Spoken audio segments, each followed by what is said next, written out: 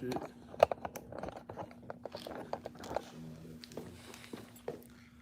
I'll be in the studio on my song. I'll get home in the morning and I'll be sleep all day, but I didn't stop for real.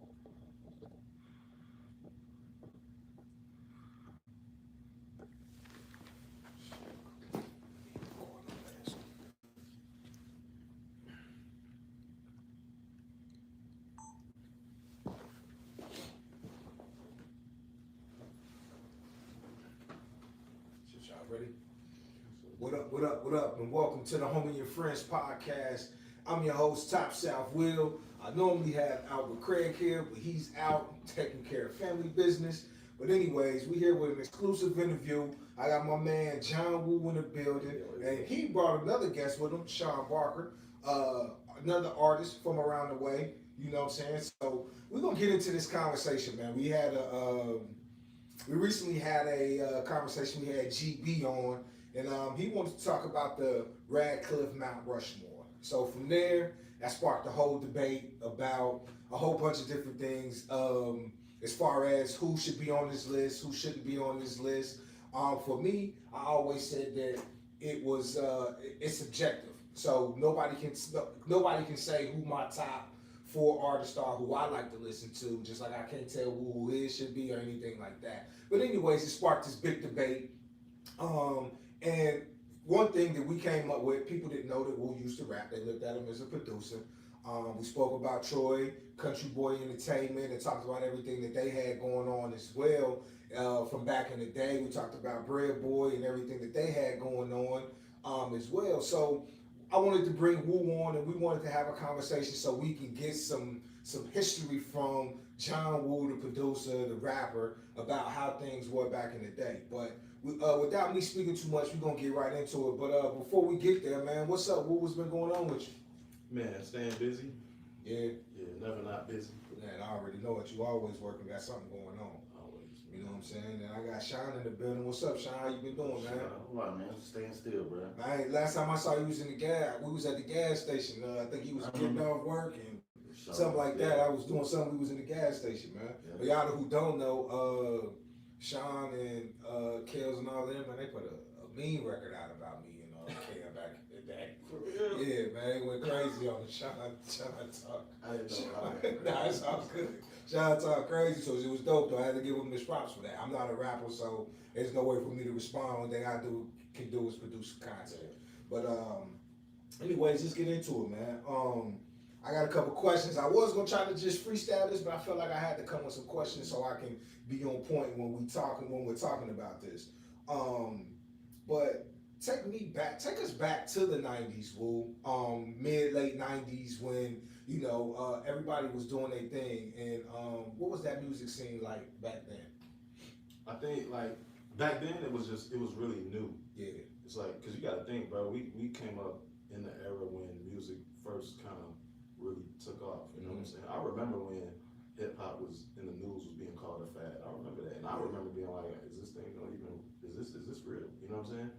Fast forward, it's a real thing. And when I learned about burning CDs and we could record our own music, I was like, man, we should try to do that. You know what I mean? But the music scene, it was fresh, it was new. Everybody was getting into rap. It wasn't so technical at the time. Yeah. Nobody was like trying to be a business. It was fun. It was like us discovering like something that we love to do. So I think that in the 90s it was dope. And it was, we was inspired by so many great artists at the time.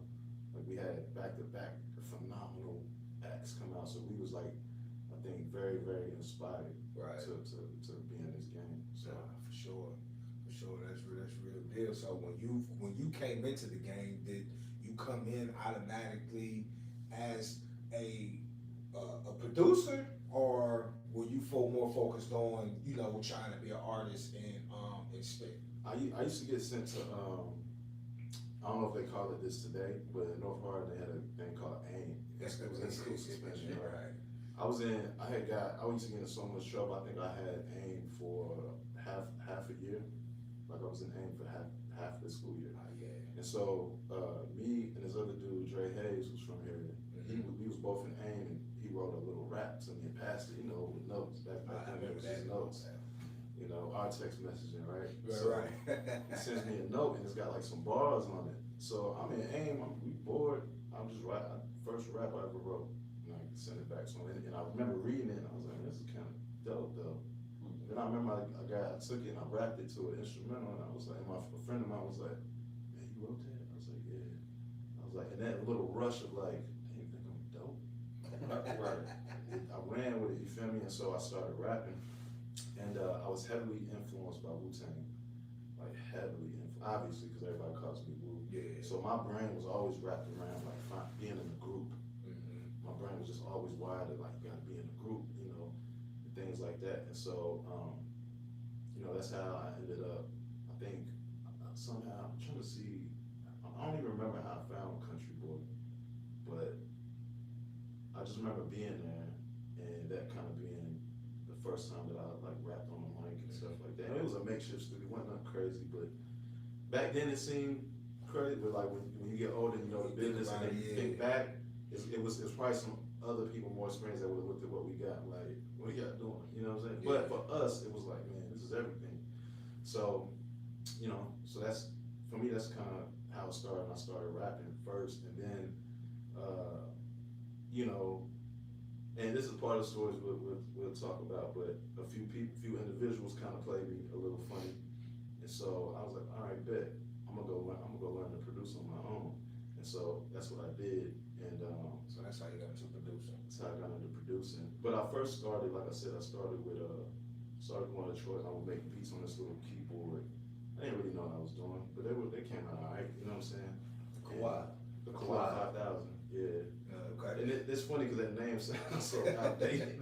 It So- sounds like an old piece of equipment. So Sean, you was back here. Were you back here on the scene too? Back during that time, and what's your affiliation, and how did you learn about Troy, Country Boy Entertainment, and everything that they had going on? It was Kelly's older brother. He used to be out in the streets, running around doing what he had to do, doing whatever he was doing. But he knew that me and Kelly loved to make music, so he knew about a studio up in Radcliffe, and he thought that it'd be a good idea if we went up there and see what was going on. So that was about it. That's where we came across Will. That's where I first met him at, in the studio. So that's about it for real. Yeah, and then and from that though, it's like there was like a discrepancy, and for some reason, you know, Troy didn't want to work with them or whatever, or it was something like, or there was a new producer. He was bringing in Beat at the time, right? But you know, it was just kind of like I kind of got thrown under the bus. You know what I'm saying? Like you ain't got what it takes, or you can't compete with this kid. And so that kind of rubbed me the wrong way. So before we get to Troy and Country Boy, I know that's part of the cloth that you come from, going in there recording with Troy, and you know from there having that whatever issue took place, and then you parting ways and going to produce. But back then, there were a few other acts out here who were doing their thing. So Boss Skrilla, you got Vernay, Matt Capone. Of course, Country Boy Entertainment, Unplugged Thugs, and Get Money Click. Did you ever have the opportunity to produce or work with any of those guys? Yeah, I mean, I produced for me and Vo, Unplugged. Me and him was like peanut butter and jelly. Like we stuck together and made music every day. You know what I'm saying? So I was really making beats with him a lot. You know what I'm saying? And I'm pretty sure it's after Troy, but that's when I got my first beat machine, and me and Vo got together and we recorded. I had a 4-track tape recorder, and I would just go to his crib, plug up, tape recorder. It was no bigger than this, but we got a studio. We was like, yo, we gotta record a studio. You know what I'm saying? And we would record. We would just do a bunch of freestyle tapes and things like that. A lot of it was like, where can we go to get our hands on some of this equipment? Yeah. You know what I mean? And we was hunting that stuff out. Like, if it was a beat machine, we might be all over there looking at Will making a beat. You know what I'm saying? Just like that. Just wanted to be around the music and look at somebody making some music and just absorbing as much as I could. You know what I'm saying? Anybody who had some equipment, I was basically there. You know what I'm saying? I was in there. I wanted to see what was going on and see what I could learn, see what was shaking. And that's how it was going down, man. Yeah, I think after we kind of parted with Troy, what was the homeboy's name that helped us with the equipment? Was it L? Yeah. L? Yeah, L, a guy named L, you know, a hustler, whatever, was like, yo, I'll rent the equipment for you. I think we got it, we didn't even have the manual with it. Yeah. It was like, took us like 3 weeks to even figure it out. And the MPC didn't even have the So but that was kind of the start of like jumping into producing. That's the back in those days when it was. We used to always say it was hard to get into the studio back then. Back in those days, and now going to the studio is so easily accessible because you can spend a few $100s and go get you a kit from off of Amazon and boom. It wasn't. It's what I try to tell. Like, yo, it wasn't. There wasn't no studio. It wasn't one. There wasn't no thing of like, just like young artists today can get up like, I'm gonna go book a session. You couldn't do it. It didn't exist. It was like, you know what I mean? So like, even your dreams of even being that was that much harder because what was the pathway? Mm-hmm. Like, how did you get in the studio? We didn't know. Yeah. You know what I'm saying? So we would just figure it out, get little pieces, and then we found a couple studios like in Louisville. We would go book up. I think one of our my first real studio session was with them in Louisville. I think it was like paid like $60, and none of us had the money. Right. It was crazy. We recorded the whole record, bro. The dude is an old black. It's funny because he looked like the old school black dude, chubby, like I think maybe Jerry Curl, maybe, and was like, I know y'all ain't here without my money. And I was like, I know y'all ain't finna say y'all ain't got my money. That's and then we came up with it. I forget how, but we came up with it real quick. It was good, but there wasn't no studios like it is now, and I have my own studio, and it blows me away every time. I can just wake up and go do music. So I'm sure seeing the setup that Troy had, because Troy from Country Boy Entertainment, he ended up he had a studio in the back of his barbershop. Yeah. So during that time, a lot of people would come through, record there. Of course, he had his team, and they would record there, do their thing. So seeing him and having having access to that studio must have been something major for you at that time. Because at the time we don't know. Like I said, we just wanted to be around anything musical. Mm-hmm. So for us, if I know that I can come in here and literally, like, not even make beats, if I can just sit here and watch y'all do music, I was happy. So it was like, I wanna be there, and that was the only place to go at the time. Right. Nah, that's how it was too. I mean, later on, years later, when Tremaine would come around and we would go up to Frankfurt with you, just being in there, just being in that environment, I felt the same way. So I understood that, because I couldn't rap, so I just wanted to have some type of hands-on thing when it came to the music. Whether I was just pushing buttons on the board and recording somebody, or trying to help finance anything that they had going on. That was really what I wanted to do when it came to it. But in like 97, 98, Troy, I don't want to say that those are the correct dates, but around that time, I want to say Troy formulated Country Boy Entertainment, CBE. Do you remember the artists who were affiliated with the label? I think when I was there, it was when I was there, it was me and MJ. Right, shout out to Mike, shout out to MJ. It was me and MJ. MJ was like the baby of the group. I think Tank was there, Derek Dorsey was there, and there was Mario. I was there when Mario and Rod was there. Mario and Rod. Is it Rod or Rod? Rod. Yeah, when we was there, it was mostly them, like Troy, Rod, Mario, me, and MJ, I think. After I left, then that's when he had Vita, he got Low. I think they started doing music because they all wanted to do music too, so they worked with them after that. And then you also had he also had Grip come around, Grip, so Baby G. Baby G, all of them started working with him, and just giving credit where credit's due. Like he used to book shows, go get shows. Troy used to have some Louisville doing shows in the park. Yeah. I don't know no better. I'm thinking like I'm made the big time. You feel me? So we did all that, and it was. I would say that was like the first person to attempt it in that way. Okay. Not necessarily on that scale, but in that way, I'm gonna do a label. Because that's around was that Masterpiece time and all that. Yeah. That was Masterpiece time. So you were seeing the effects of that era happen. Because didn't they have like some sort of beef with Master P where they created a record? I think so. It was like something about I don't know if it had something to, I can't remember what it was, but I remember they had a beef. It was something like that, and I remember even back then being like, bro, you gonna beef with Master P? Yeah. Like, seriously? Is this what we doing? Like, yeah. Let's make music, bro. But I do remember that though, now that you bring it up. Yeah, because I remember going out and I would see something somewhere. I don't know if it was an Avatar, because we had Avatar records back in the day. Avatar. But yeah. Raymond. So we would have, so I don't know if it was I went there and seen it or whether I seen it at other places, but I remember it may have been at the barbershop because I used to go there and get my hair cut. So you remember Miss Veronica, Miss V? Yeah. Miss V used to cut me all the time. Yeah, That's where I yeah. went to. But I remember he had all the barbers. That was the popping barbershop that I knew about. Yeah, The barbershop was jumping. Yeah. Barbershop was jumping. So That's what made it kind of a hub. Yeah. A lot of people was around that spot. They was coming in there getting cuts. And if you want to come back and see the studio, he was happy to show the studio out to you. Yeah. You know what I mean? And a lot of people that was coming there, people in the community, so they would hear the music, they would tell it, you know what I'm saying? So, that happened. Now, so like I said earlier, we had this Mount Rushmore debate. We had this conversation, and Troy, he stated the following. He said in '98, I laid the groundwork for Hardin County hip hop. I organized the first talent show at Trojan's Den, bringing together local talent like Wu John, who started making beats in the back of my barbershop. Those early collaborations were crucial. Wu John and I produced over 50 tracks, setting the stage for the first BG Hust album. You remember those? Do you remember doing any of that and how all that played out? I don't know what he used a lot of those beats for. I did used to go in and make a bunch of beats. I was just being making beats, and they used whatever. I don't remember what they were used for. I think I was doing music before then? Is what I'm trying to remember.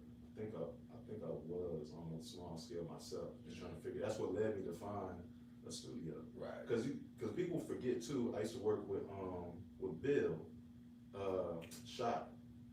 He had a studio. He had probably what we would call a real studio back then, because he had a digital recorder. And that was like, and his mic was in a booth, and you know what I'm saying. So I would go there. So he was here too, but that was like the only two. So let me ask you this, because I remember back in the day when we first came across you, it was up at the youth center.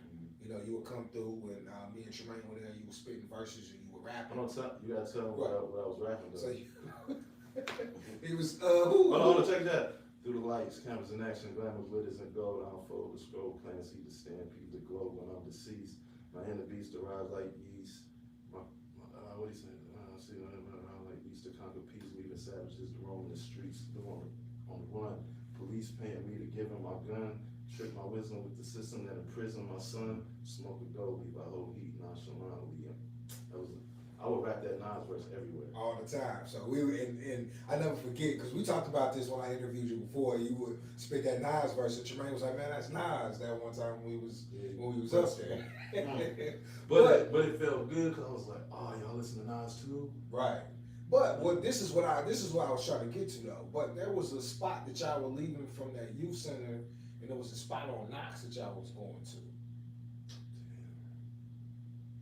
I don't know if you remember that. It was right there in the neighborhood, right down the street from there. I don't know if the dude had a studio there, or if that just was a place where y'all was just kicking it out, or what it was. Was it Josh? I can remember that. We were shorty, so we really didn't know. We just would know that y'all was going over that way. It was a dude named Josh Allen, white dude in the military from Virginia. Okay. He was cool with another dude from Fort Knox named Alex Poppy Photos. He remember that dude. Yeah, Alex got beat up in the. That's what I was about to say. He got with the pool balls, It was like a big thing. They beat the. Yeah. But him and Josh was friends, and I met Josh. Josh was in the military. Josh had an Sonic keyboard, and he had an MPC rack. That was the first time I got to use the MPC plus the Sonic, which is famous for like Kanye using the Sonic keyboard. And so that's the first time I got introduced to sampling and then being able to lay keys over your sample and bass lines. And I was like, yo, you know what I'm saying? And we would go over his crib and just sit in his room and make beats. Well, he would like make beats all day, and I just have to sit there and watch. But he would let me in his crib when he was out in the field, and I would go over his crib, make beats and that's record dope. Stuff like that. Yeah, that's dope. So in the beginning of this statement that Troy made, he said he laid the groundwork, you know what I'm saying, for Hardin County hip hop.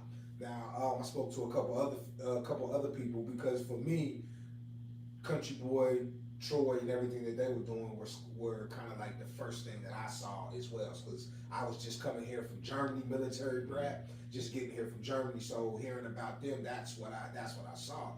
But as I spoke to like Jay Chandler, he's been getting at me. He used to DJ back in those days, right? So him, K Razor, he named a couple other cats who used to also DJ as well. Shout out to Ken. He was saying that like '95, Vernay was on the scene doing his thing down here. When did you come across Vernay or some of those other individuals who were doing? Well, let me ask you this: were there any other individuals who were doing their thing prior to the Country Boy thing kicking off? And as early as I can remember, you know, just being real, for me, Troy was probably the first person that I knew of, right? I can't say he was the first that started or whatever, but that was the first person that I knew of. You know, I didn't know anybody that had a label, that was trying to have a label, you know what I'm saying? Or trying to build a group. that was just right? doing it solo. Nobody was doing that, so I would give that to him. Like, he was probably the first one to do that. How impactful that was, I debate that. You know what I'm saying? But was he the first one? First one I remember, yeah. Yeah, okay. That's what's up. So that Trojans Den talent show, do you remember that night, how it went? What was that like for y'all, since you put this talent show on, you got the whole, everybody coming out, because it's not really a whole bunch to do around here, so everybody probably did go to the Trojans Den. What was it like being on that stage in front of everybody, you know what I mean, showcasing y'all talent out there? I thought it was fun. Yeah. To me, I was having a good time. I didn't know, like I said, I didn't know any better. I was naive. So, you know, like when they say ignorance is bliss, right? I was ignorant. I didn't know nothing. So I'm just out. I'm here. I'm at the show. I performed in front of 30 people. Cool. To me, that was a big deal, though. You see what I'm saying? It wasn't until I got older when I started looking back and seeing how not dope that was. So let me ask you this: when you say you was ignorant, would you say your ignorance was because you did not understand, that you did not know the business? I didn't know the business. Got you. I didn't understand the business. I didn't know the infrastructure. I didn't know how things work. So when you walk me into a room, you got a microphone, a DAT machine, and I'm thinking like, oh, you got a real studio. But fast forward to me today, I'm like, nah, this ain't the right. It don't sound right here.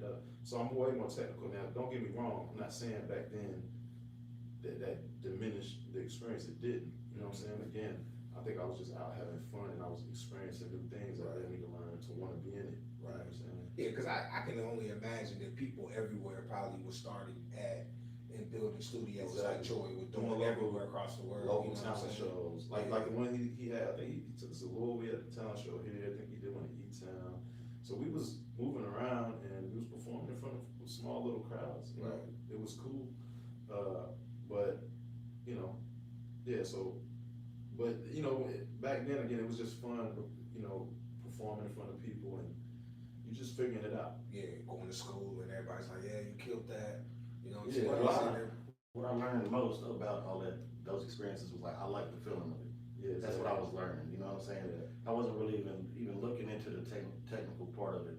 I just know that I like the feeling and bringing the energy and then it just coming through the room.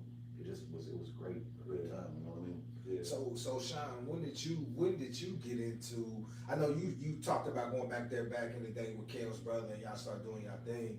Were you a part of those talent shows and rapping and recording with Country Boy or at their studio? We did a couple. We did one down at the Pritchard Community Center. I think I was there for that one. And it was pretty big. It went out pretty good. You know what I mean? And that was a rush, man. I'm not gonna lie. It was a great feeling. And then we did one up in I think it was called Camp Carlson, and that one didn't go so well. I mean, there was a whole lot of technical issues. I'll say that, a whole lot of technical issues. But so that one at Camp Carlson was an outside venue. No, it was inside. It was inside. Yeah. Oh yeah, they did have the building out there where you can perform on the inside of Camp Carlson. Okay, got you. So you also had the opportunity to work with Troy and Country Boy as well. Now, were you a part of that imprint, or was there a different imprint that you were a part of or trying to create back when you was doing your thing? There was me, Kelly, Johnny, and Tyron. We had caught ourselves the affiliation, and I guess that was our contribution. You know what I mean? And Troy had his thing up there, and we wanted to go somewhere and make some music. Point down to the plane. I think the tire maker went up there and got his hair cut or something like that, but word got back that there was a studio for it to record at, you know what I'm saying? So we went over and try to see what it was about. And like I said, that's where Big John was in there. So, and there was a whole lot of, I'm not gonna get into the ins and outs of it, but there was just some things that I didn't really jive with, even as a kid, like signing contracts and like stuff like that. It just seemed like we're out here having fun, you know what I mean? Like why do I need to sign anything? You know what I'm saying? Like I just didn't really understand what was going on. You know what I'm saying? So that was about, you know what I'm saying, about the gist of it. You feel me? Yeah. Oh, so during that time, he was those artists who were affiliated with Country Boy were signed to Country Boy. They had contracts and were signed to Country Boy. I don't know. I think so. I do remember like paperwork conversations, but I never signed that too. It was just I'm the same son and Sean. I was just like, what are we talking about? I'm just trying to make music. I don't know nothing about this. You know what I'm saying? Right. So I can't remember the paperwork per se, but I do remember. I put it to you like this, and this again, and it's not no shade. I'm just telling the truth, and it's like what I know now. If I would have known that what I know now back then, I wouldn't have been there because it was like y'all don't really know what you're doing. But to that defense, none of us did. Right. That was an era with nobody. Would you say Troy was trying to figure it out? He was trying to figure it out. As he went along. Yeah, he was trying to figure it out. You know what I'm saying? He was trying to figure it out, and you know, so I give him that. You know what I mean? Yeah, that's what's up. Now, Johnny, you mentioned Johnny. Johnny was did he rap or was he producing too? Because I know he's a producer. Or he producing records later on, right? Or what? You talking about Johnny Book? I think so. Johnny. Yeah. Oh yeah. He was rapping. He was rapping. Oh, okay. Go by the name of Cautious. Was it Cautious? Yeah. I think I just called him Johnny.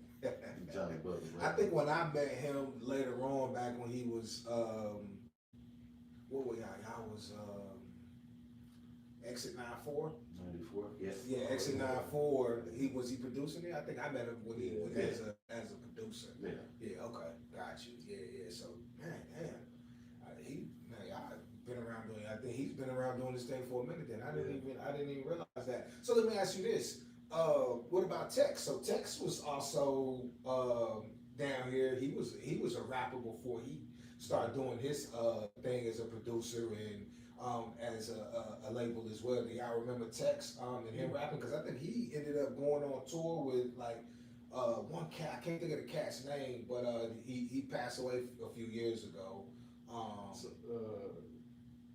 don't remember. But I think they went on a mystical tour back in the day or whatever. Tex. Oh wait, which Tex we talking about? Tex, Bread Boy Tex. Oh, so I don't know. I know when they was doing their thing, but I don't. Okay, but I think before that, Tex was a rapper. Mm-hmm. You know what I'm saying? And when he was down here, so I can't remember what he went by, but he did his thing. Do you recall that? Mm-hmm. Yeah, I remember rapping with Bread Boy. Well, no, not even Bread Boy. Before Bread Boy, it was Tex was just a rapper for himself. I did not know Tex before that. Okay, I was introduced to him to Bread Boy. The Bread Boy. Yeah. Okay. Well, we're gonna get to we'll get to the Bread Boy stuff. That's another thing too. It'd be cool to have them come inside that story because I don't even know. Yeah. So that's one thing I know. I ended up meeting this dude. He had a whole bunch of pictures of Tex on tour when they went on tour with Mystical and all type of stuff that they were doing. So I know Tex had done his thing before he started the Bread Boy imprint. Right. Now, so okay, so cool. I asked you that. Now, those 50 beats that you produce for for Country Boy Entertainment, how involved was Troy with that process of helping you make those beats? Not that involved. I mean, he would maybe say what he liked, what he did. I would just do stuff, but it wasn't that involved. You know what I mean? It was a suggestion here and there, but it wasn't. When you make those kind of claims, bro, I think you got to clarify because to be, like I have a pretty strong reputation. It's like, not that it matters to that point, but you got to just tell the truth, bro. He wasn't involved like that. Like the way you say it is like, man, I was hands on with him, and it just wasn't that. It was like, yeah, I like that. No, I don't like that. That's about, Or he might say, can you try to do this? He might give that kind of, but it wasn't never like what I would consider what that should be called today. Got you. Yeah, because that was one thing I was like when he said he's hands on, I took it as if he was, And that's the narrative I hate. I hate when people tweak the narrative a little bit. Stop using these, ambiguous statements to make it sound like it's something it's not. we was in the studio together, I made a bunch of beats. You kept them. You had input on a couple, but you gotta kind of frame it that way. Don't frame it like you was just involved in everything. Think the Wu today, what would you say that the quality of those beats were? Would you think some of them was? My beats were terrible. As much, hey, listen. As much as I want to big myself up, because you know me, but they were terrible. You know, but they were terrible, and that situation actually is what got me. I got better from it because of that situation. Because when I left, I was like, you know, I kind of had the drawing complex where he's just nitpicking, just finding reasons to like get motivated, and so for me, that's what that was when I left that. You know what I'm saying? Yeah. Now you keep saying that you left. What was that relationship? So obviously the relationship was cool at one point in time. You had a cool relationship. You were there. You were recording. You were doing your thing. Was there something that happened that soured that relationship that you decided that it was time for you to pack up your talents and go do something somewhere else? I mean, of course you was doing your thing. You was doing your own thing on the side anyway, but what made you stop being affiliated with Country Boy Entertainment and just, you know, jump in your own I lane? think it was the paperwork thing. I think that was a thing that I didn't want to do too. But I think the biggest part, you know, was when I got told, because this is when they found Vita, with Carrington at the time, right? And they kind of like put us against each other, which I never liked back then. You know what I'm saying? And at that time, yeah, Vita was he could play, and you got to think back then, the motherfucker who could play is it. Yeah. Like what I was doing didn't really even exist at the time, and you know. But what he was doing was that was the producer, like you know. But it was just the way that it was presented to me, and I think I was told that I couldn't hold a candle to him, and you know what I mean. And I was trying to work with Sean and these guys, and I think that was frowned upon. So I was like, you know what, bro, I'm gonna keep it moving. Like I don't have to be here, like you know what I'm saying. And that when I left that, I was like, you know, I would have had a chip on my shoulder. I was like, you know, I wanted to prove everybody wrong. So you didn't no way for you to get those 50 beats that you had produced? John, I believe that a lot of them beats came home with us. We just didn't have the DAT machine. Yeah, you're right. But it was on DAT. Because a lot of that shit was it wasn't digital. It was analog. I don't even know what I'm talking about. Yeah. But I don't even know if there was a computer in that studio. Yeah, it was tape on tape. It was their DAT tapes. You see what I'm saying? And at one point when the shit was getting shaky, we had to go up there and it was kind of holding the tapes hostage. You know what I'm saying? We had to go up there and repossess them. A lot of that shit came home with us. But we just didn't have a DAT machine to plug the motherfuckers into the tape. You feel me? Gotcha. Okay, yeah, that makes sense. So when you couldn't, so he still had them, so therefore he still later on down the line was able to have those beats utilized. I mean, not a big deal because I know you like it is what it is. I'm finna go do my thing, but you know, you still put in a lot of work with making those beats on that for Country Boy and wherever they were, right? Yeah. I mean, yeah, and that, you know, I mean, I was going to make beats all day, but I just felt underappreciated, you know what I'm saying? And, but again, I'm saying all that to say, because when I left there is when I really got on my producer game. And I working with these guys was like it for me, because their style of rapping was matched with how I felt about production. Okay. And I was like, this is a perfect marriage, you know what I'm saying? And I think was you in school then, Sean, or not? Yeah. I would I think I would go pick up like Sean and Kelly from school, you know, or would I pick you up? Like we would do that and go and try to meet to go talk about music, and even that was different. Even like the bonding we had over the music was different. I was like, I found my like tribe, my crew, you know what I'm saying? And they accepted me just as much because they were their own thing at the time, but we just was like, man, this is perfect. We should work together. So, and then we worked together for a while. Now, where did Troy or whoever find Be The Mills at? I don't know. I just remember, you could recall, bro, you got a great memory, bro. Your memory's like, I'm blown away by this Do stuff. you remember Be The Mills coming on the scene, Sean? I'm not sure if Vita did the Thirsty, but how I got in contact with Vernay was because Vernay had a cassette tape out, and I'm pretty sure it had a gold inset, and it had a phone number. And I didn't even know Vernay. I never met him before. But that's how hungry and thirsty I was to try to get around these motherfuckers. You know what I'm saying? Now look, if you want to talk about that has to be like one of the best records of all time. Yeah, that's what everybody says. It was, at the time I was like Bill Button as a producer and people was getting showing me love. I remember that came out. I remember I was like, felt the threat. And how I knew Peter is that Bernie always fuck with Peter. Yeah. You know what I'm saying? It was always Bernie and Peter. And who was sung on that Thirsty too? Because we was blown away by it. Was it Bernie's brother? I think so. He sung on it. We was like, what is this? Yeah, You it know was what I'm different. saying? It was different. It was fire. Yeah. So, for sure. What's Verne's brother's name? Dark skin, right? Dark skin. Yeah, I forget his name. But Yeah, I he met could him sing. before. Yeah, you can sing. Yeah, I think I met him before years later when That was damn. somewhere dealing with Verne. I can't remember, Yeah. but I want to say I met him. We gotta find that record. Man, it's under somewhere. That record was Oh, I know Verne got all that. Yeah, that I'm record sure was Verne hard. got that, but that's the Thirsty record, right? Yeah, that shit Okay. was hard. I ain't gonna lie. So I remember even my people in my camp was like, hey man, you get this record. That's crazy. Kind of like when they, when you said that, it took me back to that scene when on the Biggie documentary when Pop was, when that song came on the radio, when Pop was dissing Big, and Yeah, was like, yo, you gotta hear this, you hear Yeah, this? that's what it was. Yeah. So and I'm trying to remember, cause me and Verne got into it. We did this record. Yeah, we was at a talent show. Was that that wasn't Pritchard, was it? In E-Town? I think it was in Pine Grove. It was a talent show, and they was acting like they was gonna jump me, right? Uh-huh.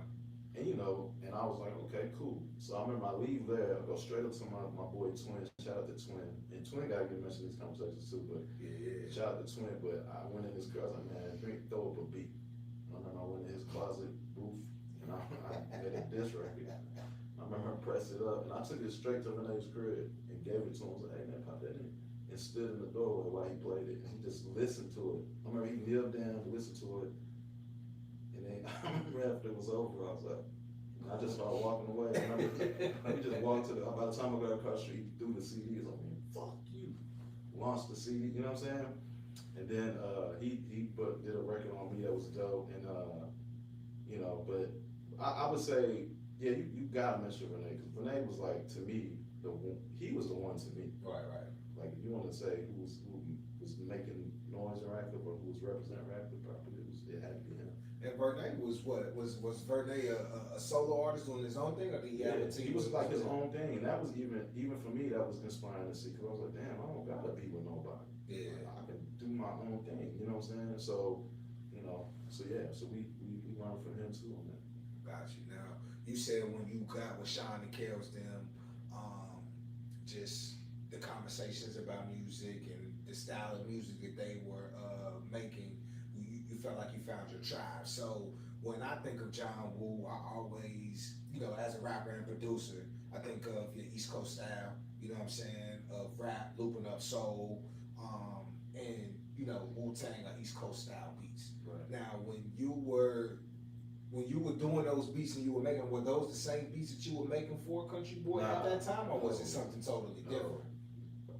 Imagine this. Imagine when I'm at Country Boy, imagine me not knowing how to use nothing, not knowing what notes are. All I knew was you can make a drum beat, and if you play long enough and figure out notes long enough, you can make something cool over it. That's all I knew. There was no I didn't have an understanding of the technology or nothing.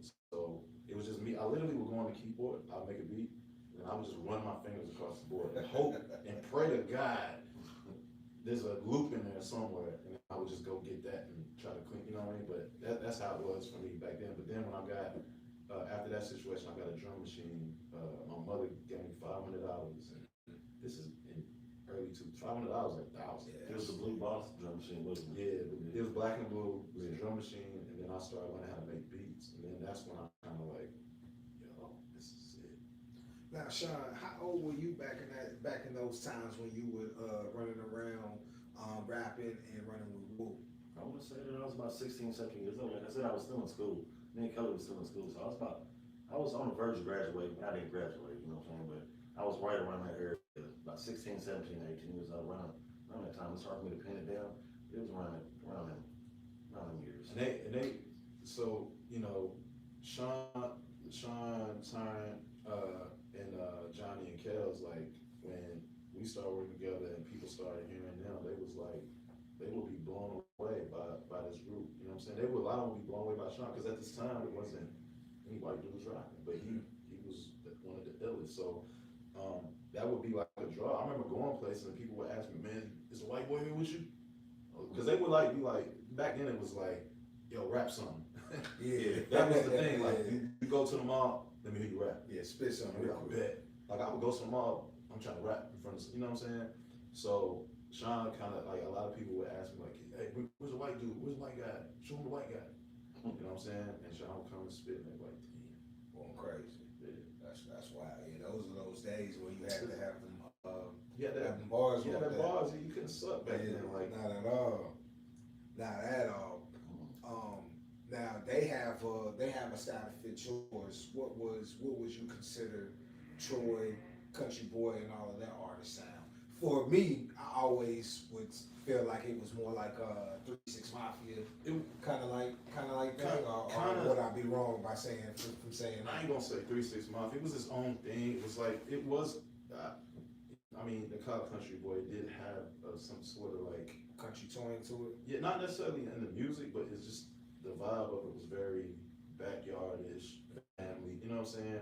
Friends, family. You know, it was like that. So it was like it was kind of a little country, but and Troy itself was kind of like, you know what I'm saying? It was like I think he shows his more music, now. his music sounded a whole lot like this. There's still a song that exists called Kentucky Basketball. Yeah, That's what it sounded like. yeah. Ain't that who did the Kentucky Basketball? I don't know who did the beat, but it was Troy rapping on it.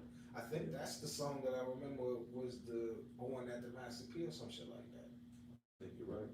I think you jogging on and Yeah, I think that's what it was. I can't remember, but I want to say that's what it was. Yeah, so back then that was kind of the sound over there. But like me, I was more grimy. Like, you know, I grew up with all the Gregories, and it was like I was just into like grimy. That's my vibe was grimy. So I wanted the hard drums. I wanted to make gangsters. I wanted to work with MCs, like, you know what I'm saying? And they were like MCs, like spitters. Yeah. So for me, it was like hard beats, rhymers who can really, really rhyme and go at you. I thought that was the thing. Now, before we move forward, you spoke earlier off camera about a gentleman by the name of I want to say Henry. Yeah. He was doing his thing. What was Henry from, and what was his contribution to doing his thing? Henry was from New York. Henry was like another wave of people here who wanted to start doing music, and rightfully so. You could say that was off the back of what Troy was doing and stuff like that. And other guys saw opportunity, and they were, you know, sonically, I think they were better, right? But they still didn't understand the business. They still couldn't figure it out. But they was doing their thing, and I think it was Henry. Henry's from New York. He had Beeson with him. He had I don't know who else. We had a couple other people with him, and you know. I just remember back in them times, it seemed like it was little camps that would pop up, and just for some reason, you were automatically pitted against one another. Yeah. Automatically. You know what I mean? And that shit just came with the territory. I remember Fox, I met him a couple times up there in Radcliffe. There was, I want Thermopolis, you know? Yeah. Damn. I mean, yeah, that's way back in the day, bro. Yeah. And see, I think, like, so that's why this conversation has to be subjective, right? Because people don't know the history or other people that were here. So, you know, it has to be subjective to what you like. And but yeah, Radcliffe's got a lot of music history that just never made it anywhere, never made enough noise. But there were a lot of people trying to get active. Yeah. You feel me? And a lot of people. Now, you brought up you used to hang around the Gregory's real tough, and from there, after you split up with Country Boy, you went on to do your thing. You was rocking with Shonda, but even after that, you left from around this area. You would end up in New York with some of their people, right? Some of the Gregory's people, right? Yeah. Up there doing your thing. So I was pretty much at that time. You know, I got kicked out at 17. I'm sleeping on couches. I'm sleeping at Quint's sister's crib or wherever I can find a couch. And Quint happened to have a cousin in New York. It's like, yo, man, my boy made beats, man. You should just have him come to New York. Yeah. And that's what happened. I literally that fast. I was like, bet. And I went and stole $350, got to the airport, bought a ticket, and went to New York and left. And that was the rest is history. You know what I'm saying? But yeah, that was through the Gregory's people, and I was up there for a number of years. How was that? experience coming from here Man, going to listen. New York and you know what I'm saying, you know, following that dream that you was chasing? I mean, you gotta think, I grew up, like, my favorite rapper is Nas, right? So the first place I stepped in New York was Queens. Like, I got off the train and I'm in Jamaica, Queens, and I'm like, holy shit, I'm really in New York. Like, it blew my mind. It was like an out-of-body experience. And while I'm having this out-of-body experience, like, I really came this month. Went in there for 30 seconds, some dude at the bottom of the steps like, yo, man, are you woo? I was like, what the fuck you doing in New York, man? Right? I'm like, yeah. He was like, come on, man. Walked across the street, studio was across the street. Within 10 minutes, I was in there recording engineering. That's like, man, that's a different type of speed. Yeah. So, you know, the New York thing was super beneficial to me because when I came back home, I was a different animal. Yeah. Now, Sean, do you remember Wu leaving, going to New York, and then his return? What was that like when you linked back up with him? It was wild because I don't think that Wu didn't tell me he was going nowhere. It was just like Wu's in New York. I'm like, what the fuck? You know what I'm saying? And when he did come back, it was like, damn, you really went there, motherfucker. You know what I'm saying? Like, wow. And yeah, he came back with a whole bunch of just, I guess, a different point of view is what it seemed like. Like he seemed more cultured. It seemed like he had been further than these little blocks around here. You know what I'm saying? In this little 12-mile radius that we live in. You know what I'm saying? So getting out and seeing something way bigger than that, I'm sure was like hella helpful. You know what I'm saying? And it just broadened his horizons. You know what I'm saying? Like this cat's different. You know what I'm saying? Like he would still throw me beats too. Like here you go. Them things was like gold. If you had one of them things, man, it was gold. Yeah. And you know, I think like when I came back from first, I think I went and saw Kelly too. So, you know, rest in peace to Kelly, my brother, our brother. But I came back and he was one of the first people I went to go see. Cause when he working at Win Dixie or something? No, Johnny worked at Win Dixie. Okay, I went to see Johnny. I used to go up in like fake still. But yeah, so you know, it was, New York was I'm so glad I went because sometimes I question like where would I be if I didn't leave. Yeah. You know, sometimes I question if I wouldn't have left even Radcliffe. I remember when I moved to Louisville the first time. Mm-hmm. You know, and I remember me arguing with somebody about moving to New York. Like, nah, what am I gonna move to New York for? I mean, not New York, but Louisville. I was like, well, I'm moving to Louisville. When I'm everything in Radcliffe, I said that. Yeah. You know what I'm saying? And it was like, I didn't even, like back then I didn't realize how naive I was. Cause what if I would've stayed? What if I didn't get out of there and connect some dots? You know? Right. So, yeah, you have to definitely move around, connect some dots, make some things happen, especially for that career that you wanted, that path that you were going down that you wanted to chase. So New York, I definitely know was a step. So coming back, I know you came back on fire when you came back. You know what I'm saying? Yeah, because I seen how people compete in New York. It was dog eat dog for real. Mm-hmm. It was like it's 1,000 people trying to do what you do here. So if you ain't gonna stand out or outwork somebody, you're done. And you gotta think, I'm in New York by myself. I don't got no family up there. So it was like, you're either gonna survive, cause I don't even got money to go home. So it's like, you're either gonna survive or you're gonna go be on the street. So, you know, it was good for me. So when I came back to Kentucky, I remember feeling like I went back in time because it was so slow. Uh-huh. And I was like, yo, why ain't anybody doing this, that, and that? And I had so many ideas because I had seen them work in front of my face. You feel me? Me and Kelly was under the preconceived notion that like somebody was gonna come discover us, like some Star Search type shit. And I think that John put the dots together that like you gotta make steps. If you wanna make shit shake, you gotta go out there and make some steps. Take some chances on yourself. You know what I mean? And I think if you could take some chances on yourself in something that you're good at, a lot of times it's gonna pay off. As long as your head is in the right place. Nah, real talk. I agree with that 100%.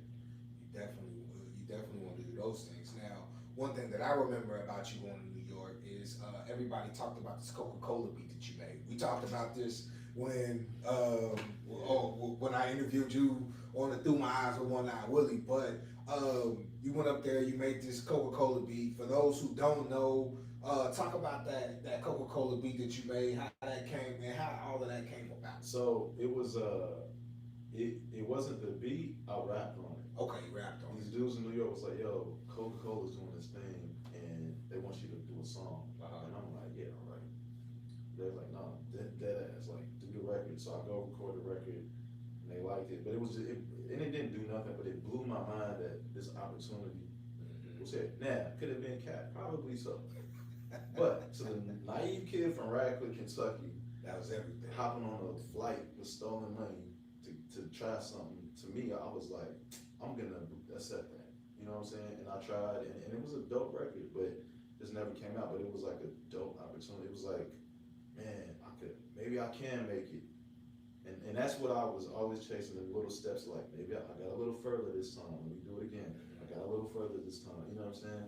So, but yeah, that Coca-Cola song, like, I wish I had it, man, because I rapped about Coke, I made a commercial, it blew my mind that I could do it. It's like, Coke in the smile. I was, whatever. Now, Matt Wise, he had a brother, and they had a crew. Didn't they all like catch the Greyhound? Go up to New York and all of that too. Yeah, Kentucky boys. That was Keith, Joe, Joe's brother. I don't know if Adam was rapping with him, but it was mostly like Keith, Joe, and Grim for me. Yeah, I think it was I remember the Grim name. Yeah. And so yeah, they were dope. And I remember they went to New York because they wanted to go meet Bone. Bone was their favorite. Bone was there, everything. And they was like, we're going to New York to sign the Bone. And I was like, that's bold as hell. And they went. And the crazy part is like, they had a hard time up there and ended up sleeping in like abandoned project. You know what I mean? Like apartment buildings. I remember one time we was a story about eating beans out of like green beans out of a can or some crazy story. That's all they had. But they went up there and they actually got in front of Bone and was able to talk to them.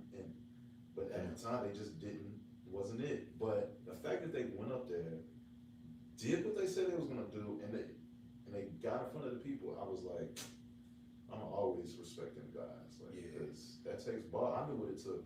It takes balls to do that. Yeah, because I never forget hearing that story, because I think they wanted to, I don't know if it was Grim or one of them, but I always remember somebody saying, like, one of them didn't even have money to catch the Greyhound. He finessed his way onto the Greyhound, and they got up there. Because I think at that time, if you took the Greyhound and it was like you were running away or somebody, whatever the case was going to be, like it was I can't remember exactly what it was, but the Greyhound will get you to a particular destination, and he finessed his way and got himself up to New York right there. So that's definitely some determination. Too. Yeah, they're all doing well too. They got a podcast too, and they've been doing their thing, and it's just good to see them like still working together. Oh, you know what? I think I follow that podcast. Are they they just talk about, they do like music reviews all day. They Kentucky boys? Yeah. Okay. Yeah. I just rapped with them not too long ago on YouTube. We're gonna swap something out. We're gonna get something going on with them too. Yeah, that's dope. Right. They got a great. See, that's what I'm saying. They have a whole history about Radcliffe too. Yeah. You know what I'm saying? I think like I'm one of the few people that existed in every kind of stage that saw it. You know what I mean? Even after like Bread Boy, and I was still in it. I'm still active, and so there's a lot of history here. There's a lot of things that people attempted to do. There was a lot of lineage. You know what I'm saying? Yeah, exactly. Before the digital shit, man. There's just a whole lot of lineage that went back. It goes back to like in the early '90s, man. Like, and nobody really expects anybody to know that. You know what I'm saying? A lot of music just got lost to time. You know what I'm saying? And it just don't exist anymore. And like, it's just a different time. You know what I mean? Yeah. Nobody can fault anybody for that. You know what I'm saying? It's nobody's fault. Nah, real talk. It was. I can't. It's definitely a lot of history. Sitting back here talking about it, you know what I'm saying? Just people start running your mind, and you just like, oh shit, I forgot all about it. Yeah, that's why I think we gotta unravel this whole history, because nobody gets to talk about it. We don't ever talk about it, and I think it's good for the city because we're in a new generation, a new age. It's a new group of youngsters out here, and I think we should share these stories so they know. And for example, like people don't know how nice, Derek Dorsey was nice. Tank was nice. We used to be like, man, that dude's nice. Me and Tank used to bump each other. We bumped into each other behind a neighborhood, and we would just battle each other. That's what we used to do. Walk around and, hey, can you rap? You can do? And we just started battling. I remember my first time hearing Derek Dorsey rap, we was at Sharice Hayes. She used to always have her birthday parties somewhere. So she would either have a birthday party at the Trojans Den, but one time she had it at her crib.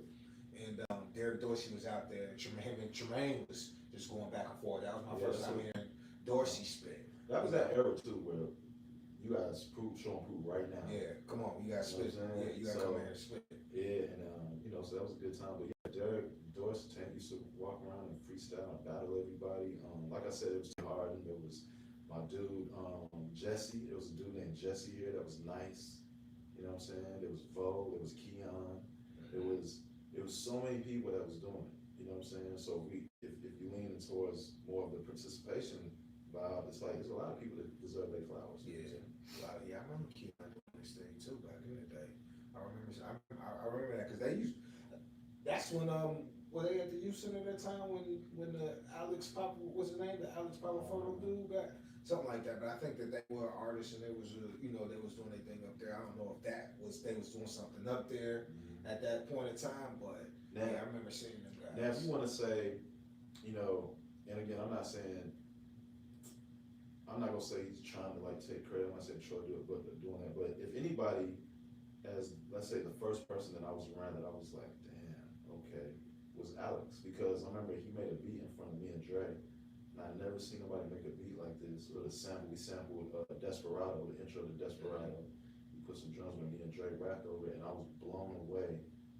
It was like the first time I ever heard myself sound real, professional, and I was like, yo, this is it. You know what I'm saying? So if anybody, it would be him, because he was one that was like, man, come on, we're gonna make this beat, we're gonna record you. He like showed me what you could really sound like if you do it dope. You know, the same way like Slaw was the first person who did business with me. He taught me the business, like, nah, you worth every penny I'm giving you. Like, make these people pay you. Yeah, that's what I was gonna bring up next, because after you came back from New York, you moved to Louisville, but you got connected with Slaw and Slaughterhouse, and you started working with those guys, and he put you in position and did the business with you.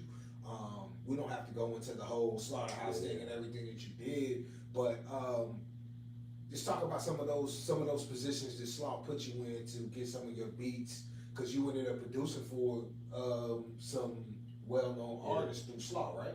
Well, what Slaw did was, I think sometimes in like a young man's like, you gotta have somebody to teach you yourself value. You know what I'm saying? I didn't really understand that until I met Slaw. So Slaw was one. I remember I was going to a beat battle or something, and I was like, yo, I'm about to dip. He was like, what you doing? I was like, I'm about to go back to Louisville and be in this beat battle, producer battle. He was like, for what? And I was like, don't John Woo. I said it. I was like, don't John Woo. He was like, hey man, why you? He's like, don't put your reputation up for grabs. You don't do that after you work this hard to get a reputation like you got. He's like, you John motherfucking Woo. He's like, you should be offended that they didn't ask you to be a judge. And it clicked. And I was like, damn. Nice. And then again, he did the business for everything I needed when I needed whatever. I remember ordering drum sounds. One time I was like, yo, I need some more drum sounds. And I remember I had to order zip discs. Remember zip discs? Yeah. And this is out the back of a magazine. Yeah, like you can't hear the sounds. Oh, yeah, in the back of the source. You can't hear the sounds, and that was just like, we got sound. And I remember it was $500 for this disc, and I went to Slaw, yo, I need it. He got it for me. Anytime I needed bread, he took care of me. And so that's why I kind of understood the structure of like, it's how you run a business as a group, as, if you're doing music, this is how the roles everybody got to play, stuff like that. So it was a dope experience. I got to really evolve into John Woo there. Right. Now, my little quick little piece of that, that's when, FG started doing their thing, or they had probably been doing their thing, because we were going to recording at Twin, because like you said, you got to bring Twin up. Twin had the studio over there on the block, so you used to go on the block and record at Twin crib. But I can remember those times when you lived in Louisville, we would go, get some gas money, come up to the Ville, pick you up, and then we'll go out to Frankfurt. And that's why I said it was cool just being in them places and seeing you produce, make beats, or them going in the studio and recording, doing their thing. So that was definitely a time. And I run into Johnny Cook all the time, Lotto. So I run into him all the time, and I see him at the gym, and I was like, yo, I know this dude, but I couldn't put it together until Raj came into the gym one day, and they were talking. I was like, that's it. Yeah. He used to be over there with Slaughterhouse back in the day. Yeah. Because we used to come up there all the time and be on the scene with them dudes. And go back what you were saying about like we didn't have no studios and nothing, right? Coming up, I would remember that. So when I had that studio, that's why I was like, I would make sure y'all got in. I would make sure Native got in. I would bring a handful of people because I was like, yo, I don't know anybody else that got one of these. So pull up, like, you know, and I'm in here all day, every day. And that was such a joy working with Raj and Maine, bro, because it was like, again, they reminded me of affiliation. You know, it was like same from the same cloth. They was MCs. Yeah. And was more my style, like people who was sharp with a pen. And, you know, it was dope that not only affiliation came from Hardin County, but they came from Hardin County.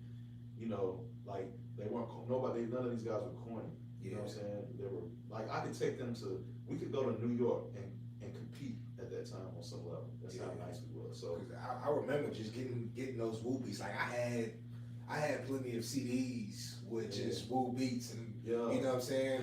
I'll tell you a funny story. So it was I was at Twin's crib, right? Twin had an MPC and he had a Planet MoFat rack and it's sounds and shit, right? I remember I flipped some sample and I think Raj was there. I flipped some sample. Raj and Maine was there and they hear it. And I remember it was the first time I ever flipped like a soul sample and sped it up and put crazy drums to it.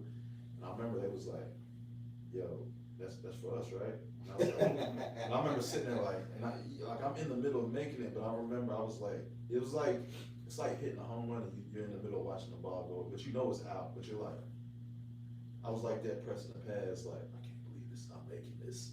And he asked for the beat, I was like, no, this is mine. It's me. And he kept asking, I was like, nah, bro, let me, you know, but, that was just a funny, I remember, and the crazy thing is like, after all these years, bro, I always try to find that sample, because that was a moment for me when I was like, I think I like, you know, I elevated a little bit, I cracked some code, and I remember I was looking for that sample, I think like 30 years later, but I found it, and I was like, holy shit, like, That's wild. I mean, I should try to sample it again, but I think I tried, I couldn't, it was just, it's just never the same, but that was a memory for me, man, you know, and yeah, so. Now, Sean, during that time, when Woo then was doing that thing, I'm sure you, Kels, Johnny, and Tyron was still doing y'all thing. Is that when you created, when you guys started up Exit 94? What was that time like for you doing the music and you getting into your to the music game deep too later on? There was a moment in time that Tyron had us up here in Bowling Green. He was in Bowling Green, and we was up here recording with Nappy Roots at the time, and that was pretty wild. And I think it was before they had blown, you know what I'm saying? And they was on like before? Yeah. It was before and I saw that they were featured on the South Park soundtrack. Like, yeah, man, you know what I'm saying? I was in this, you know what I'm saying? I went to the disc jockey or whatever. I looked for the CD. It's like, there it is. You know what I'm saying? I forgot it was like, it might have been the first movie or something. That was mind blowing, wasn't it? Yeah, man. It was. I was like, damn, this shit's happening. You know what I'm saying? And we was up there rapping with it, and it made it that much realer. You know what I'm saying? Like, shit. And we always made raps and records and shit, but like when John took off, like once he started doing the business side of shit, like it was really hard to catch up with him. Yeah. Me and Kelly always made beats, made music, you know what I'm saying? But like it was just hard to catch up with John. Like once it clicked with him, like all right, I can produce, you know what I'm saying? I can do that anytime. But I think when he switched up and just started busting moves, you know what I'm saying? It changed the whole game up. And you know what I'm saying? Whenever we get back together, you know what I'm saying? It is what it's all love. So it is what it is. But Nah, that's crazy that you say that about Nappy Bruce's that was recording in the studio, because at a point in time when I lived in Bowling Green, we recorded. It was a white dude who they used to record with up there in Bowling Green, right? I don't remember. I remember. I don't know the engineer's name. He wasn't a white dude though. He wasn't a white. Well, it was. I never forget. We found a studio with this one white cat. I can't remember his name, but that's who we ended up. Yeah, Bowling Green, right? Yeah, I was in Bowling Green. Sure. You came down a couple of times. Man, Woo, I come up to Frankfurt, get shit, man. You send me back with shit, I'm passing out all types of stuff. You feel me? It was just, you know, it was cool to do. You know what I'm saying? Because it was like, oh, you know, it made you feel like you were in that lane. So, but Tremaine would also record. And I come back with the CD, so my whole thing was I would go get it to the DJs and go spin some records at the parties. Let me give you your flowers real quick. People don't know this, but I'm gonna say it live. But you know, you the reason why me and Ness got so cool. Oh man. But people don't know that. Yeah, people don't know me that. and Ness is like one of my best friends, right? Yeah. He grew up as a producer, Yeah. platinum plaques, Billboard #1s, and he from Bowling Green. But if it wasn't for you bringing him to my crib, because when I meant, yeah, he Philly. Was it Philly Phil? Yeah, we called him Philly Phil back then. So Yeah, that's the only way I know to call him. If I see him today, I'm gonna be like, man, what up, Philly Phil? One of the best producers I've ever known, like for real. And, I'll never forget that. Yeah, and I remember you brought him to my crib. I remember him reaching out to me. I don't know who he is. He's like, yo, I'm gonna come get in the studio. I'm like, all right, yeah. I'm like, yeah, all right, pull up. You know, and he pulled up. Yep. Will dropped him, brought him to my crib. Brought him to the crib. And I was like, I was coming home. Philly Phil was like, yeah, he hopped in with me. I think I met you in Marchard, like at the bottom of Marchard Hill. Because at that time you lived out there, like right out there by that Walmart in Valley Station or something like that. You stay right out there, so you just met me, and I would pick him up. So anytime I came to the crib, Philly Phil hit me. He was like, yo, you going home this week? I was like, yeah. He said, can I hop? Yeah, come on, hop in with me. We would go to the studio. You know what I mean? Go to the studio. And then watching his rise, like it's so beautiful, bro, because it's like, again, it was the same scenario. Somebody had told him he wasn't shit and he wasn't gonna make it, and it was somebody that was close to us and was like, yo, nah, bro, he ain't got it. I'm gonna just keep it real with you, he ain't got it. And I didn't believe that. And then a month later, he's out of here. And that other dude had to watch it. Yeah. And I'm just like, you gotta eat that. You know what I'm saying? And so I think I'm petty, bro. I think I really am. Deep down, I'm like, I got a layer of pettiness to me, because it's like, you play me funny, man. I'm gonna show you, whether it's tomorrow, next year, or 20 years from now. I'm gonna make sure you have to acknowledge me. You know what I'm saying? But I think I'm petty, bro. Because even that, I got mad at that when the dude. I was more mad than Ness was.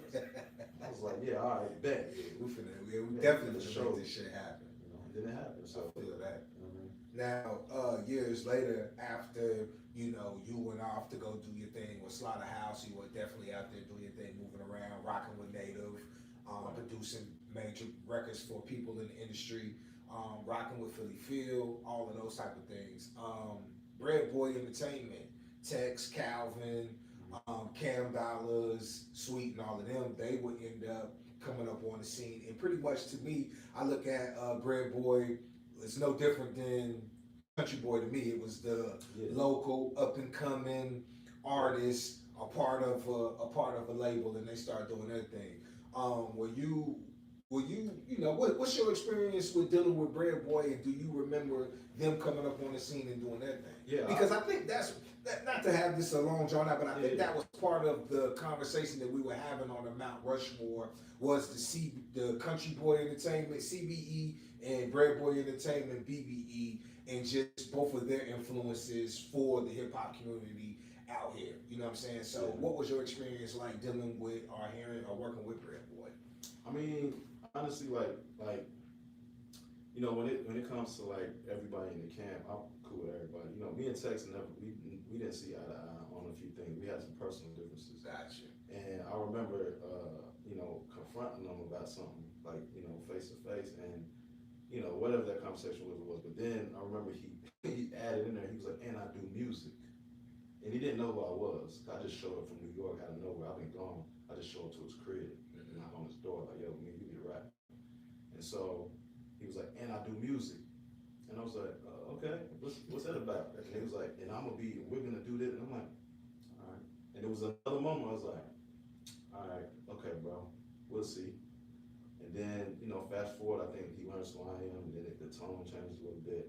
And, and then I watched them do what they did. And just being honest with you, at the time, I never had a problem with Bread Boy. The problem that I have with a lot of people is not personal. It's, I'm watching you do everything wrong. And you're not even attempting to do it right. And I think, going back to Troy, and again, I think everybody's just naive, they don't know. But they led with more ego than business. And that's what I learned when I got older. And that's why I said when I look back, I was like, oh, that was ego. That wasn't business. You know what I'm saying? And, I moved differently, but they did their thing and they made some noise and they was busy, but I don't think they really impacted like that because they just didn't do certain things the correct way. And again, still, they're new, they're learning, they don't know everything. I didn't know everything, but that's what, to me, kind of diminishes that value. But was they out there? Yeah, they was the first ones to be in Louisville and be in award shows, and so they were trying. I give that to them. It just they couldn't figure it out, and that goes back to this, like Troy. It's like, if did they try? Did they give the honest try? Yeah, hell yeah. Like it just never figured it out. Right, because I feel like when Troy and them and Country Boy were doing that thing, the business was a particular type of way. It was real hard to break into. It wasn't easily accessible to get certain things and to get access to certain things. And then when you get Bread Boy, I feel like when Bread Boy came on the scene, the game had changed a little bit more. So a lot of things were a little bit more accessible. They could push their music out there a lot more. Yeah. So a lot of people knew, about Bread Boy. A lot of people knew about Cam Dollars. And the cool thing about Cam Dollars that I think was dope is that Cam also had the opportunity as a shorty to work with Troy. Yeah. But then I think after Troy left and, when he left and went on to go do his own thing, Cam was just, he was around here, kid around here, probably still writing raps, doing his thing, but then he ended up they ran into Tex and Bread Boys, they put that thing together. Yeah, So. and I mean, I'm not knocking it, right? Because I did the same thing. We tried to do the same. We tried to figure it out. So I'm not knocking it. So, anybody watching, we're not saying it for those reasons, but I remember when Cam and Sweet and all them started doing music, and they gave it a real try. They really tried to get out and network. They would be at events, and I think that was the first time when I started seeing people from Radcliffe pop up in Louisville. You know what I'm saying? Which was cool to see because it was like, yeah, we right up the street, and so that kind of started that. I think, in my opinion, they were the first ones to kind of like break out of Radcliffe a little bit. You know what I'm saying? And then after that, like, who is it? I don't know. Well, then you got like. I guess after that, it was like you got Rube and you got all that. Yeah, you got Rube, so that's what I said, like a lot. You had Rube, 187 Rube started doing his thing, so I feel like this is Rube's era. Now, RP Rube, definitely a super cool cat, super dope artist. I actually had him come on the Come Up Corner one time before he ended up spitting doing his thing. Yeah. But I feel like a lot of the cats who are rapping now would be kind of like up under what Rube was. It's unfortunate he passed away. I think he was getting a little bit emotional. Yeah. I think Lotto was trying to work with him right before he passed. So so it's unfortunate he didn't get his time. He didn't get enough time to do anything. But yeah, I mean you got Rube and them. Then you get back to the Rushmore conversation real quick. If two for sure for me. Well, I mean obviously it's just my favorites, but like you gotta put Dame on there too. Yeah. It's like you can't leave not Dame say out. you can't, because if you want to be technical, who's the most relevant artist for Radcliffe today? Dame's the only one that people in Louisville know. He's the only one who shot 1,000 videos. He's the only one that been out in LA and this place. That's the only one. Yeah. If we're being technical, so to me, he's obviously got to be on there for relevance sake, right? Yeah. And then obviously I got him there, and I know you ain't asking for my picture. No. I mean, I'm gonna ask you. We're gonna get there. But I want to ask Sean real quick because he also brought up Bread Boy too. Now when they were doing their thing, I think Tex was working with Kels a little bit, right? That's how I met them. Tex would go up there and Sweets and Cam would go up to Kels and lay some tracks, and that's how I met them. I never really met them outside of that. You know what I mean? But when I met Tex, I would go over there to his house and check up and see what's going on and see what was, see what they're doing, what they're up to. But as far as that, I didn't really hang out one-on-one with them. I did was mostly straight up music. Straight music, yeah. Now, because I remember, I think at one point in time, Tex was just Bread Boy beats. So it was just a beat thing for him. And then when Calvin came on board, I don't know how it worked, but I think they ended up turning into Bread Boy Entertainment. Because I still wasn't here. I remember just being in Bowling Green, and they were coming down to Bowling Green to Good Times, and they were, so they were moving around doing their thing. So he heard me come back home, and I knew Sweet from a shorty from, when he stayed on Knox, because back in the day, everybody worked at the commissary. His mother used to work at the commissary, so we was bagging groceries. You said you didn't? I did. Yeah. Saturday, Sunday, we bagging groceries. I was gonna make $10, and as soon as I made $10, I would walk down to the PX, go buy a Whopper, from Burger King and go to the arcade. And when I was broke, I would go right back to bagging up the street. Right. Yeah, hey, it get right to it. So yeah, but his mother worked up there, so that's how I ended up knowing Sweet. And she used to always talk about how, you know, he was rapping and doing his thing. And then when I was in Bowling Green and I come home, he worked at the commissary. And he was like, yo, when you gonna shoot our video? When you gonna shoot our video?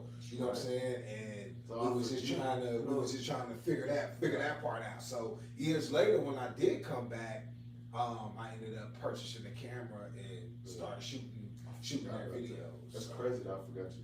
Yeah, I used to, that was my contribution. I couldn't rap. I couldn't produce no damn beats. You feel me? There was no studio for me to press buttons to record anybody. So the only thing else I knew to do was get into the, you know, video game. Because when I went to school, I was like, at first I was gonna go to school for radio. You know what I'm saying? And then when I got there, I was like, I found out about the TV production. I was like, yo, well, I know how to just shoot videos. That could be how I can be, you know, my contribution to the game. Like a manager, you know what I'm saying? You was low key like a manager. Man, you know, when they used to come up there, I would, you know, when Tremaine and Roger come up there, I would get to book this. I met the people because, like I said, I was going out there with the CDs, passing them out, so I was connecting with people. So that's how we ended up finding the studio in Bowling Green, and we recorded all those records in Bowling Green. So, Y'all was kind of like the standard though. That opened up a lane for you. Like back in the days, like I was kind of a smile about shit. You know what I'm saying? Like where do you get your beats from or something? And if that way went from like somebody that I knew, I was kind of like, hey, well, it's all right. You know what I'm saying? And then like it was, you gotta get these beats from Woo. You gotta get these beats from Vita. If you're gonna get a video, you better get it from Will. You know what I'm saying? And that's like the prize package. You know what I'm saying? If you fucking with that, you well on your way. You know what I'm saying? It's just gonna be fire. You know what I'm talking about? Yeah. And that's what it was. And like during that time, I was working with everybody. That's all we did was shoot videos. I call that the open window media and Crack Doja area because you remember, Crack Doja from Blue? Crack Doja was killing it, but we were, and it wasn't a competition. I think it wasn't a competition, but it was like a secret competition. He was dropping, I was dropping, everybody was just dropping, but during that time, we was just dropping. I think we was figuring out stuff around that era when we started kind of figuring it out. Like, oh, okay, you gotta do a video. Oh, okay, we gotta post it. We gotta, you know what I'm saying? We started figuring it out. And, but so I think all the other things before that led up to us kind of figuring it out, you know? Yeah, because when I came back too, I started functioning with Bread Boy as well. I remember going out to, they were nominated. I don't know if they were nominated, but we went out to the Southern Entertainment Awards out in Memphis. They were dealing with the chick Mia. They had the Rhythm Liquor deal and all of that stuff. So all of that stuff was, you know, back in that time, it was cool to see. You know what I'm saying? And they was moving around doing their thing. So shooting videos for them and, you know, them being in the studio recording, rocking with Kels, them and Sean. It was, cause it was you, Kels, B-Rad. Was it somebody else Totally too? forgot about that. Josh Bad. Kaz and Josh B. That was the whole little crew. So I remember shooting that. We shot something out by Down that damn graveyard. in the graveyard. Yeah. Where was that at? That was down. It was in E-Town. No, I mean, where was I at? I was It was on the move, man.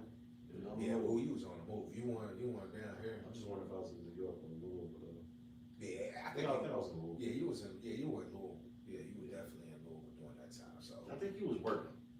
Probably, you know what? I think he was working. Yeah, you was. Yeah. It was that stretch when you was up there, Humana. Yeah. Some goddamn phone. Getting told, I'm dying, it's your fault. Definitely.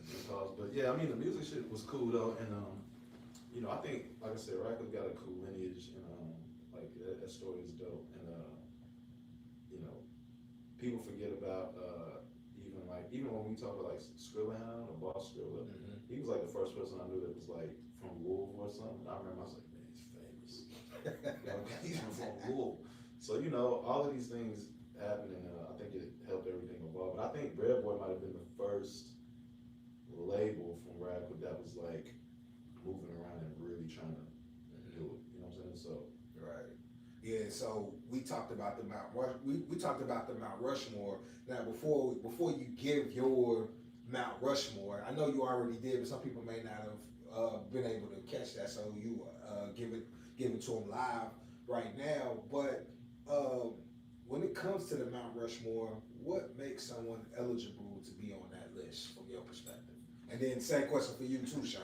So, my perspective is, so, all right, if it's subjective, then it's just whatever you like, right? But if there's some, we can't really say, just me personally, I don't think we could say you got to base it off impact, because really, there was really no, people did shit, but it was no lasting, it's nothing after that. It kind of started and it stopped, right?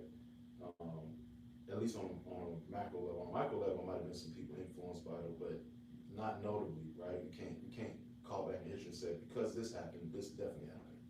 So impact, I don't think, I think it's just, should be it's more based off of like skill and who tried the hardest. Because technically nobody really made it. It's like, so, and that ain't no diss, I'm just saying, if you want to be fair, you know what I'm saying? Like, that's why I don't like the participation trophies. Like, well, I deserve to be Mount Rushmore because I did this for 2 years. You know, if I asked you what was the first phone that made cell phones possible, you know? What? Point is, you don't know. No. If I'm gonna say, I'm gonna say Motorola. That's my point, though. Yeah. But that's my point, is that you don't know, because all you talk about is an iPhone. That's the greatest ever. You know what I mean? So when we have these conversations, like, you gotta be careful saying the Mount Rushmores, and because what is that based off of? Opinions or facts? If we based on facts, there ain't a lot of facts. So I think it's skill set and who tried the hardest, and you know who longevity. Right. And I would say when that topic came up on the pod, GB, you know, this area is a melting pot. So not everybody is from here. So people come in here in different ways, and then they end up leaving. And so GB, I don't know how long he had been here, what he knew about Country Boy, but him being a little bit younger, he's not gonna really know who Country Boy was, who was affiliated with Country Boy, because from my understanding, their run was from like 97, 98 to probably like 2001, 2002. So you gotta think at those times, this guy's not really, knowing who, he may not know who those people were, depending on the time that he came here. Right. You know what I'm saying? So when it comes to that Mount Rushmore, talking about Mount Rushmore too, I feel like you have to talk about that in eras. So that was a totally different era. Just to keep it fair. Yeah, just to keep it fair. So you can't say, like, I don't want a Derek Dorsey or, you know what I mean, to be upset because nobody said his name, but you did not continue to, you know what I'm saying? Yeah, he didn't continue to rap, so they're not going to know who you are. Right, exactly. You know what I'm saying? And so versus like a Dame, when he was like for Dame, speaking of Dame, like when I first met Dame in like 2009, but like you just said, people still today in 2026 know Dame because that's the longevity. That's why I feel like you got put him there. I think he should know everybody. Yeah, he got to. I think it's a couple people who have to be on that. But if we're being subjective again, if this is your choice, that's different, right? It's just who you know and who you remember, whatever. Right. But in terms of history, if we're speaking like a real official that's not subjective, I think like you gotta put he spot on there for sure. Yeah, for sure. Now, Sean, what criteria do you think that it takes for somebody to be on a Mount Rushmore list? Probably basically just who I listen to. I don't really look into the business that much, you know what I mean? How much wave they make. If I don't hear your shit and I like it, then I like it. You know what I mean? It's not really too much more than that. Like all the motion that people get and all the different shit like that don't really faze me that much. If I like it, then I like it. You know what I mean? Who's your? Let's just say who's one of yours? What's your? Was it 4? Yeah, 4 on the Mount Rushmore. Was it 4? What are we talking about? Just your favorite people from here, from Radcliffe. Radcliffe. Or for Hardin County, let's say Hardin County. Yeah, Hardin County. I'll do Radcliffe. Okay. Bernay. Everything that he drops, I listen to it, no matter what. And J-Sin, I fuck with J-Sin. I fuck with Money. And I fuck with B-Lee. So let's go there. Hey, you know what I'm saying? Hey, man, I check for them, man. Like if they drop something, I check for them. I'm gonna listen to it. From Hardin County. Okay, my bad, So- my bad. so he was- just nah. Because we did have that conversation. I'm just kidding. Yeah. To be honest with you, I think Billy deserves to be in the conversation because he was here and at the time, and everybody thought he was from Radcliffe. I feel like, and it was nice. So it's like I think you gotta put him in the conversation. Sweet. You know what I'm saying? It was a toss up between them. You know what I'm saying? But Baron, when like I heard some shit, I was like, goddamn. You know what I'm saying? It was Sweets too. You know what I'm saying? They dropped some shit where I'm like, shit. You know what I mean? Like it's good shit. It's something that I would listen to. You know what I'm saying? Not just because they from around here. I'll bump the shit. You feel me? And see, at this time, during this era, I'm judging differently because I'm so into the business side of things. You see what I'm saying? So I'm looking at it like, I'm not looking at it like Baron is nice. He is nice, but I'm like, I don't care. Like, y'all, what's the business? What's happening on the business side? Right. Like, is this working? You know. So that was where my frustration came in. But B. Lee was nice. I thought he was dope. And even the videos he would do, he would try to make some really creative videos. And I said, yo, you know. Yeah, I gave B. Lee a hell of a time too because I was like, you went to school in Meade County. I was like, I used to just always just be on some, you know what I mean, just an asshole, just like, you know, it's different walking through those Meade County hallways than it is walking through the North Harbor hallways, you know what I'm saying? Because if you walk through those North hallways back in the day, like it was certain hallways, if you walk down there, you know, you may end up in a battle. Or if you walk down the hallway with Chris McFadden, Tyrone Lawson, and all of them, you might get clamped. You feel me? So you had to be, so you just had to be on point either way, whether you were an artist or whether or not you were just a regular person walking down the hallway. Because you know back then it was like, you know, they would have joking sessions and it was like no free laughs. So if you were in the cut laughing, they might just pick you out of the cut and just ride you out the whole time. So that's why I used to always say for B. Lee, it's different walking in those North Harbor hallways. Right. You know, but at the same time, I still feel like, hey, you know what I mean, he is a part of that cloth. Like he came to Radcliffe, he was with them. I think he's a part of it. He was doing that thing. So yeah, he's definitely a part of that. You know? Yeah, for sure. And like you said though, definitely has some nice records, definitely got super creative with a lot of the stuff that he did. Yeah, you know, they really tried, bro. I give that to them. Like they really tried. I seen them do things, and I know they're trying. They're trying to figure it out. You know what I'm saying? It's not just like unintentional. So you know, they really did try. It didn't work out, but they tried too. You know what I'm saying? So I think that Calvin always says B. Lee probably has one of a record that's probably like the most stream record I think he out of does. anybody He has some around moments. this. Yeah, so he has some moments. I know he went out to LA and he ended up working with, I can't remember the dude's name. We talked about it one time, but I think the dude was is the dude connected to TDE? I can't think of the dude's name, but he ended up doing a record with him. Super he dope. did. I know he did. Yeah. Okay. All right. Go ahead. Super dope. So you know what? Nah. When you said TDE, I don't know if it reminded me of when he tried to do. He tried to act like J. Cole was interested in him. And that's what turned me off because I knew it was fake. You know what I'm saying? And I remember saying, I was like, bro, what are you doing? Like, just rap, you know? But I remember that, and I remember that, and that it was shit like that I didn't like, you know what I'm saying? Like, because he was nice. It's like, yeah, Gotcha. But yeah, he was moving around. He had some moments. He did he was on, was it B? He did something with BT. Yeah, he busted that move. Yeah, he did. And again, whether it worked or not, people don't realize that, man, that's risky. Like to take those chances, get up because you can get up and get embarrassed or whatever. Yeah. You know, I remember, you remember Tyrant from Wolf? Yeah. Remember when he got on Rap City and got destroyed because somebody said something about KFC chicken? Or you know what I mean? And I remember it's like, that's real risky to take them chances. So I applaud, you know. Yeah, one thing. Now I'm gonna give you my Mount Rushmore, and then I'm gonna let y'all get into y'all's. Well, before I say that, also I'll never forget too. Woo went to 106 Park, took the picture with AJ and Free. Yeah, Deuce had that blown up in the shop. That was Shout out 5 Deuce. That's my guy. Yeah, rest in peace. And yeah, man. And see, people don't know that. Yeah. Like Deuce is one of them dudes like, man, come to the shop, play your beats, man. And I just go in there and play beats all day. And you know, he put me on. He got me business. People want to buy beats, and you know. So, but yeah, shout out 5 Deuce. Yeah.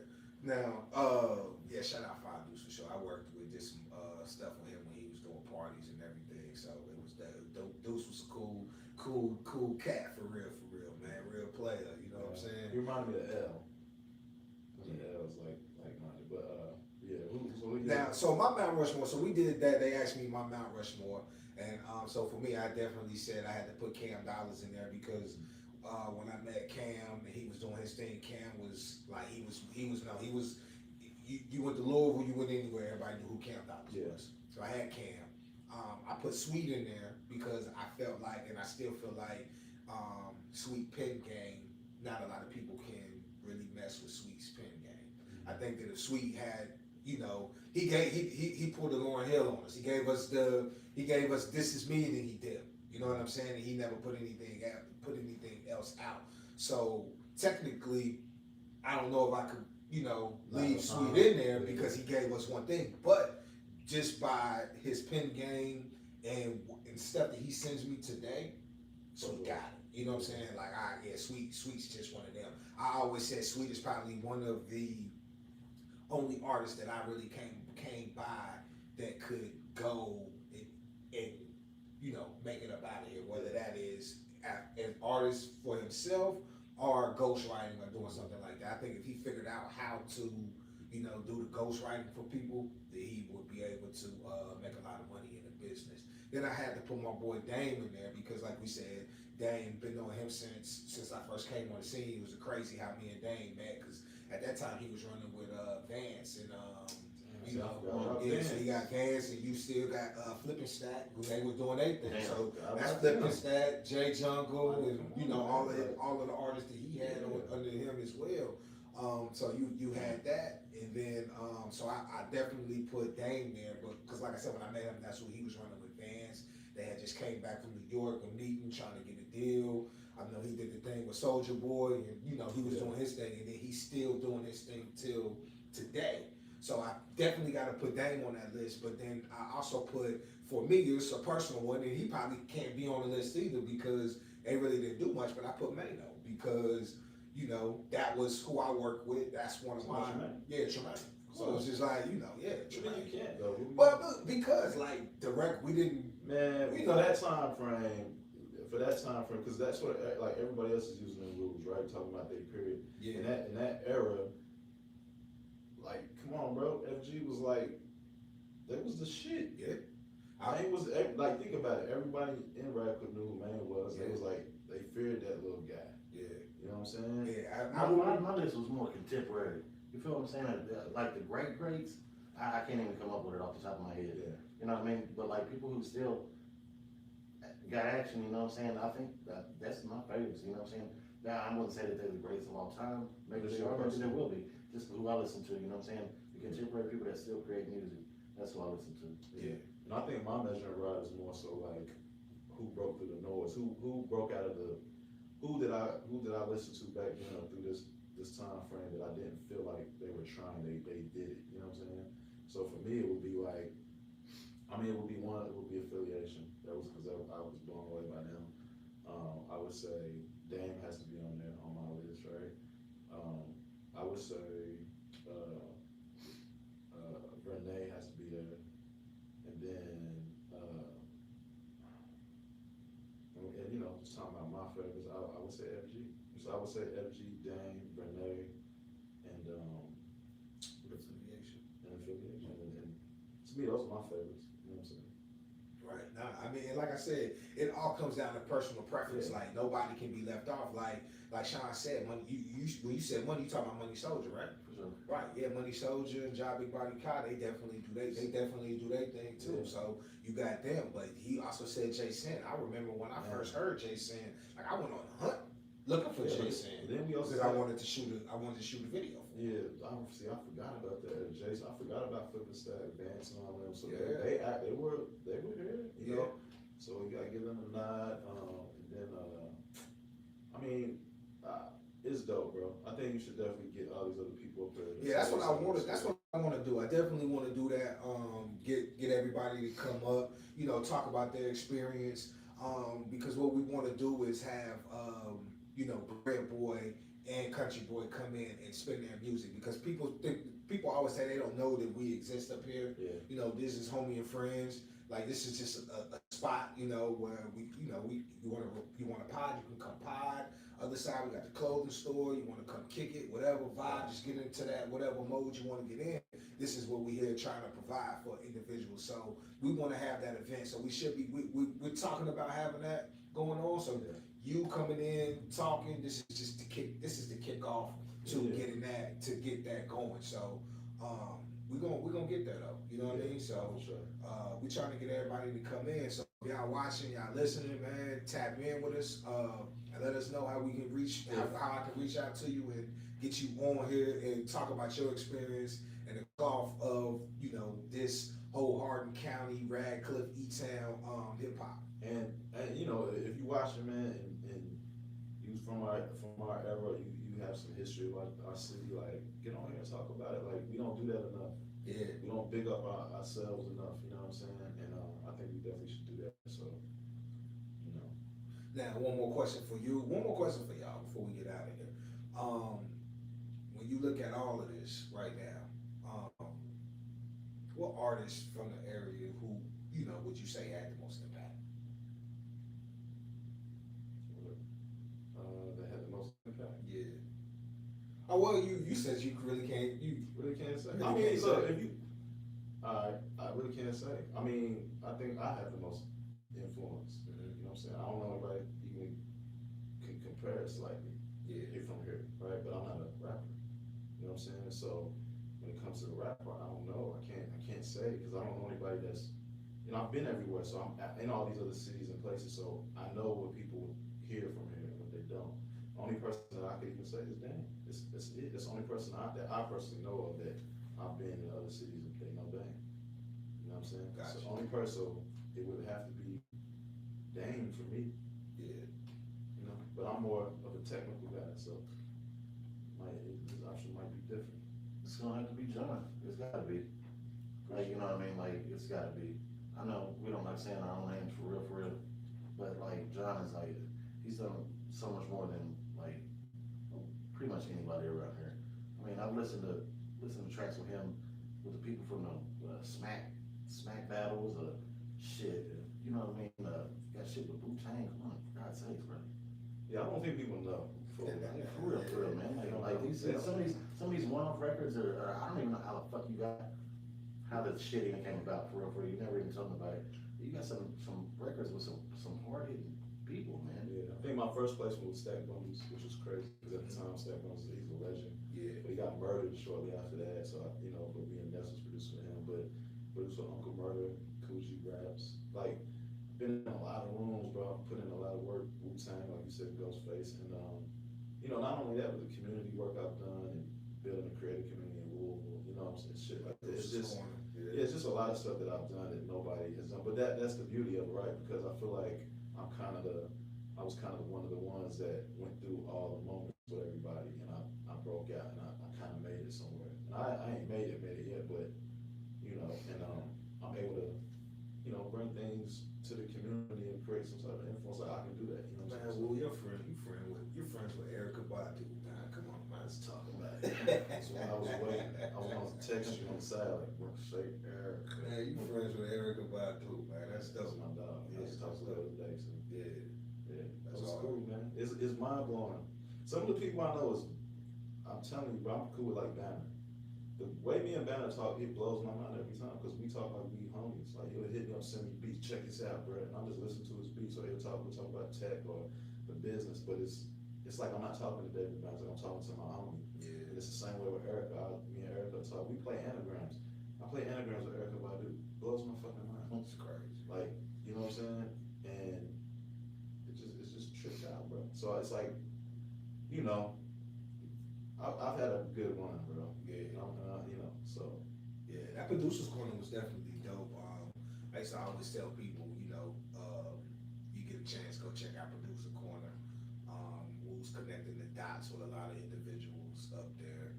So, you know, and just being in that place, man, just, you know, just being in that hip hop space is definitely dope. So, Yeah. you know, that was hard. I think that was great. We did a lot, man. We did a lot, and I think sometimes I'll be in the studio and I'll think about, you know, cause what year was it when we first met? That was at the youth center. Youth center, so that had to be like 97, 98. So you gotta think, bro. We've been knowing each other from think about this. I've been doing music ever since. You've been in this world ever since, right? Been doing it for a long time, Yeah. bro. A long time. And it's just constantly evolving. Yeah, Like I said, it went from, me just, managing to not even managing, just financing, managing, shooting videos to now, doing the podcast thing. Yeah. So And what's dope is like y'all broke through a lot of shit, you know what I'm saying? Like pioneer type shit, you know what I mean? Yeah. Didn't have nobody pointing you in any direction, you know what I mean? And now there's a direction to be pointed, so that's great for the up and comers. At least they know somewhat how to go about things and where to go in certain channels and ways to go about doing things. At least somebody's been through that and tell them how to do that.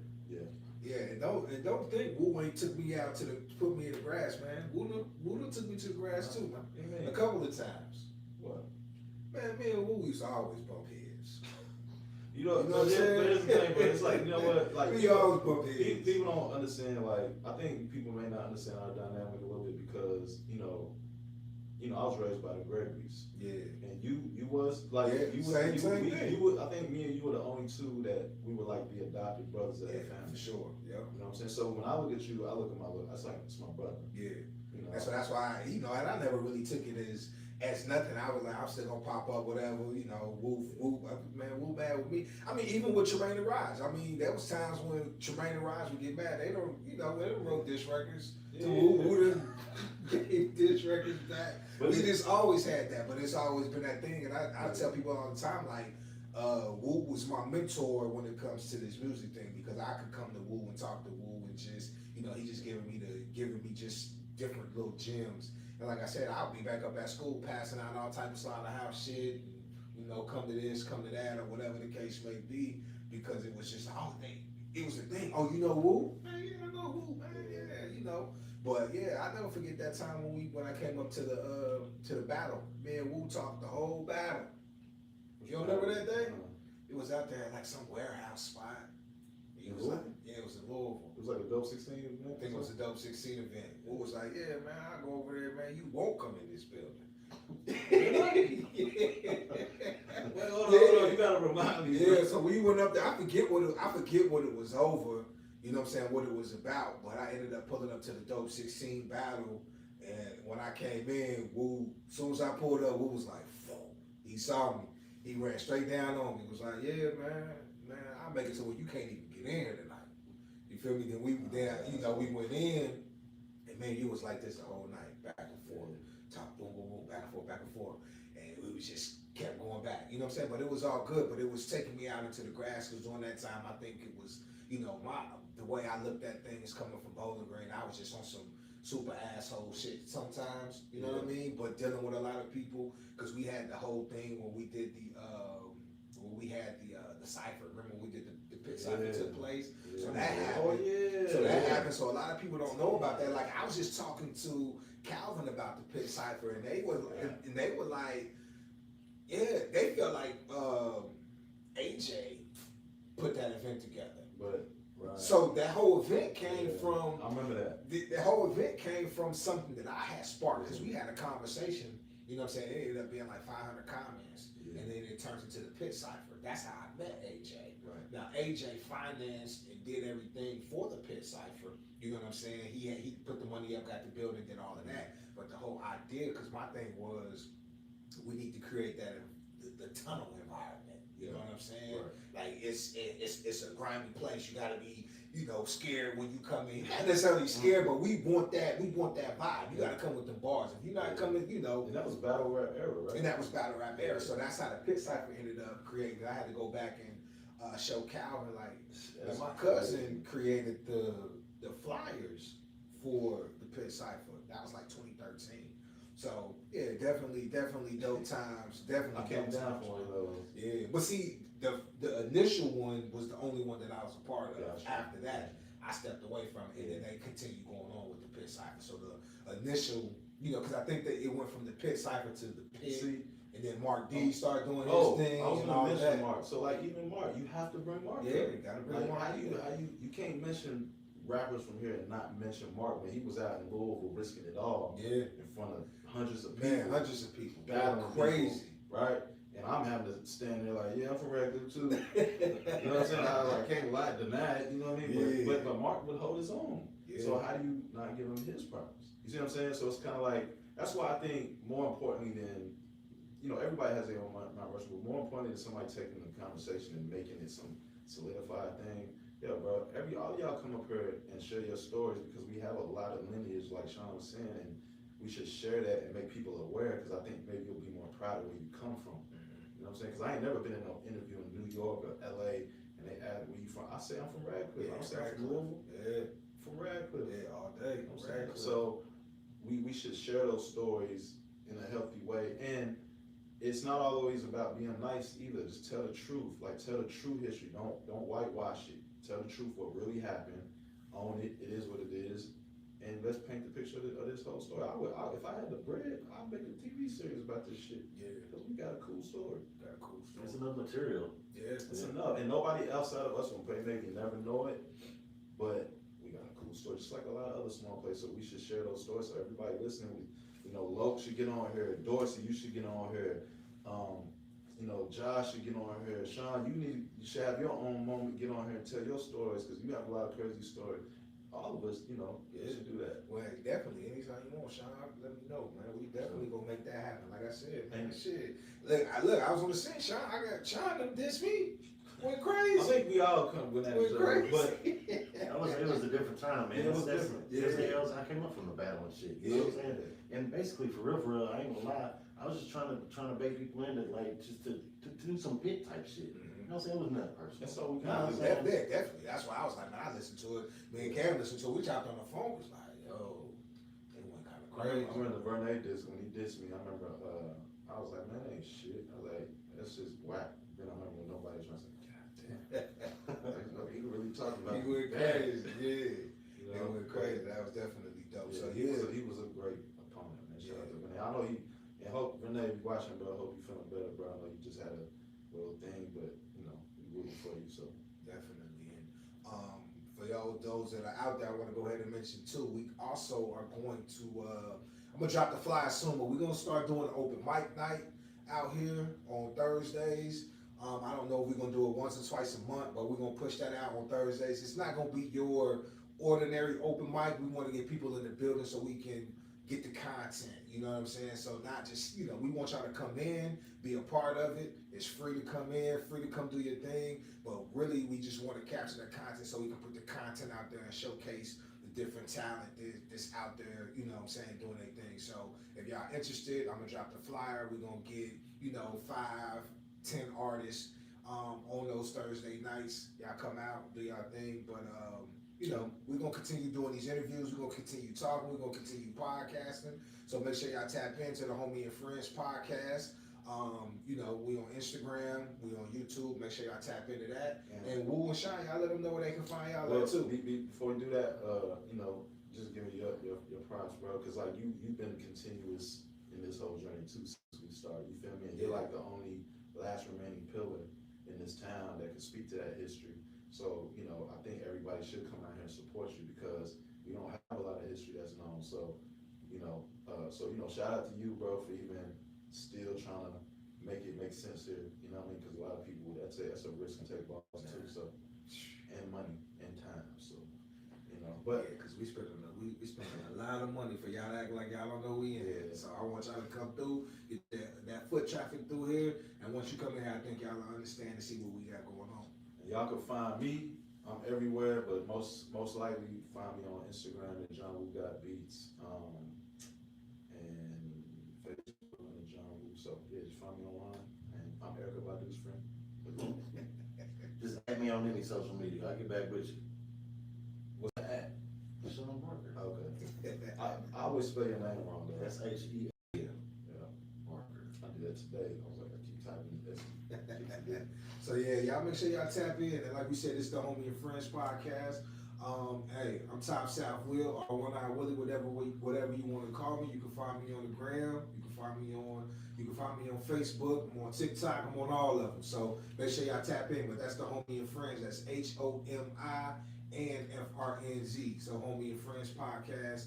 And we got the clothing store over here, you know. So, but we'll get to all of that. Y'all come in, come check us out. Come to the open mic night. We also gonna push out. We're gonna do the verses, but we ain't gonna call it the verses because that's Swiss Beats and Timberland thing. So we're gonna switch that. We're gonna switch that up to something totally different. I got something cooking up for that, so we're gonna push that out soon too. So make sure y'all tap in, come out to that, listen to the music and see how it evolved from Troy when he was doing his thing on up into Bread Boy and them doing their thing as well. And if you're a new artist, you want to come out here, you want to get an interview, make sure y'all tap in with me. We can set that up too. And we'll just make that happen. I'll tell y'all all about it when you tap in with me in my DM. Peace, love, blessings. We out of here. That's good.